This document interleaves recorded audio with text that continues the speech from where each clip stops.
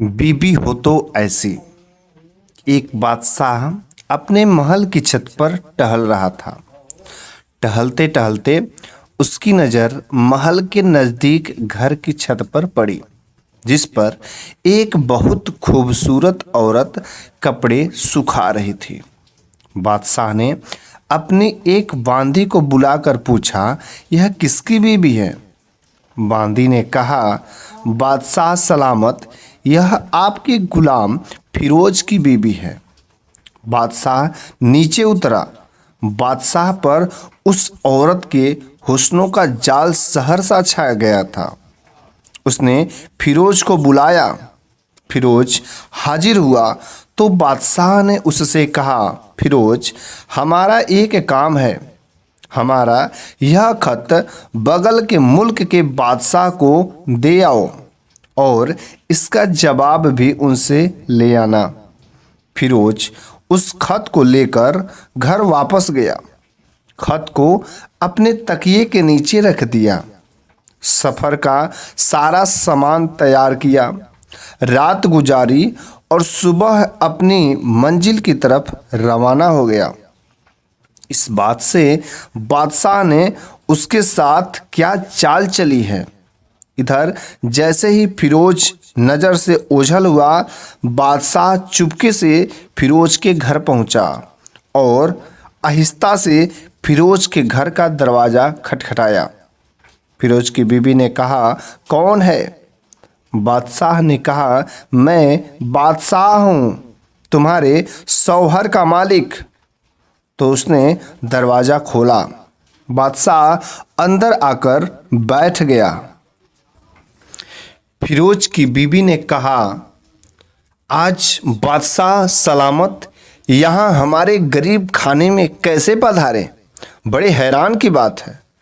बादशाह ने कहा, इसमें कोई हैरान की बात नहीं है, मैं यहाँ मेहमान बनकर आया हूँ।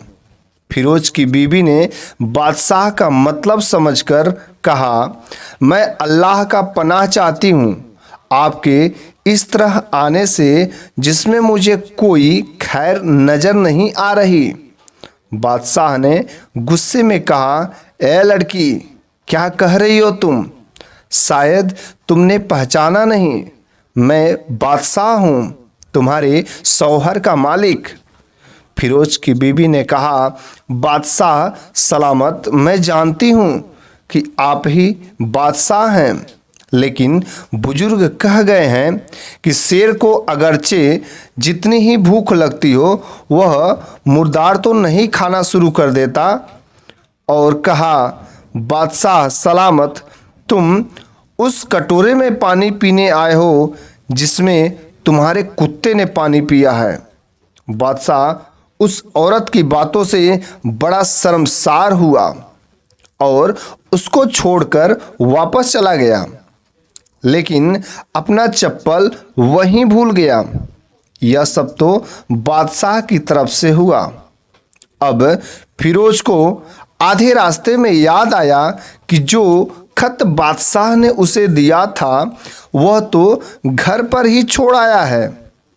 उसने घोड़े को तेजी से वापस मोड़ा और अपने घर की तरफ लपका। फिरोज अपने घर पहुंचा तो तकिए के नीचे से खत निकालते वक्त उसकी नज़र पलंग के नीचे पड़े बादशाह के चप्पल पर पड़ी, जो बादशाह जल्दी में भूल गया था। फिरोज का सर चकराकर रह गया और वह समझ गया कि बादशाह ने उसे सफ़र पर सिर्फ इसलिए भेजा ताकि वह अपना मतलब पूरा कर ले। फिरोज किसी को कुछ बताए बगैर चुपचाप घर से निकला। खत लेकर वह चल पड़ा और काम खत्म करने के बाद बादशाह का वापस आया तो बादशाह ने उसे इनाम के तौर पर 100 दिनार दिए। फिरोज दिनार लेकर बाजार गया और औरत के इस्तेमाल के कई कीमती कपड़े और कुछ कीमती उपहार और जेवर भी खरीद दिए। घर पहुंचकर बीबी को सलाम किया और कहा, चलो तुम्हारे मायके चलते हैं। बीवी ने पूछा, यह क्या है? कहा, बादशाह ने इनाम दिए हैं और मैं चाहता हूं कि तुम यह पहनकर अपने घर वालों को भी दिखाओ। बीवी ने कहा, जैसा आप चाहें। बीवी तैयार हुई और अपने मायके शौहर के साथ रवाना हुए। दामाद और बेटी उनके द्वारा लाए गए उपहार देखकर लोग बहुत खुश हुए। फिरोज बीबी को छोड़कर वापस आ गया। 1 महीना गुजरने के बावजूद ना बीबी को पूछा और ना उसको वापस बुलाया। फिर उसके कुछ दिन बाद उसके साले उससे मिलने आए और उनसे कहा, आप हमें अपनी बहन से गुस्से और नाराजगी की वजह बताएं, या फिर हम आपको काजी के सामने पेश करेंगे। तो उसने कहा, अगर तुम चाहो तो कर लो, लेकिन मेरे जिम्मे उसका ऐसा कोई हक बाकी नहीं जो मैंने अदा न किया हो। वह लोग अपना केस काजी के पास ले गए तो काजी ने फिरोज को बुलाया। काजी उस वक्त बादशाह के पास बैठा हुआ था। लड़की के भाई ने कहा, अल्लाह बादशाह सलामत और काजी साहब को सही सलामत रखे। काजी साहब, हमने एक सर सकम बाग दरख्त फलों से भरे हुए और साथ में मीठे पानी का कुआं इस शख्स के हवाले में दिया था, तो इस शख्स ने हमारा बाग उजाड़ दिया, सारे फल खा लिए, दरख्त काट लिए और कुएं को खराब करके बंद कर दिया। काजी फिरोज की तरफ से मोतवज्जे होकर पूछा, हाँ तो लड़के तुम क्या कहते हो इस बारे में? फिरोज ने कहा, काजी साहब, जो बाग मुझे दिया गया था वह उससे बेहतर हालात में मैंने उसे वापस किया है। काजी ने पूछा, क्या इसने बाग तुम्हारे हवाले वैसी ही हालत में वापस दिया? उन्होंने कहा, हाँ वैसी ही हालत में वापस किया है, लेकिन हम उनसे बाग वापस करने की वजह जानना चाहता हूँ। काजी ने कहा, हाँ फिरोज, तुम इस बारे में क्या कहना चाहते हो? फिरोज ने कहा, काजी साहब, मैं बाग किसी बुग़्ज़ या नफरत की वजह से नहीं छोड़ा, बल्कि इसलिए छोड़ा कि एक दिन जब मैं बाग में आया तो उसमें मैंने शेर के पंजों के निशान देखे, तो मुझे खौफ हुआ कि शेर मुझे खा जाएगा।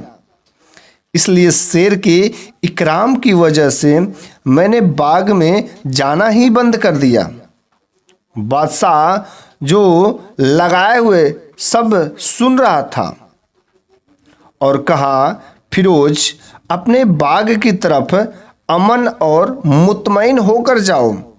अल्लाह कसम, इसमें कोई शक नहीं कि शेर तुम्हारे बाग आया था, लेकिन वहाँ पर ना कोई असर छोड़ सका और ना कोई पत्ता तोड़ सका और ना ही कोई फल खा सका।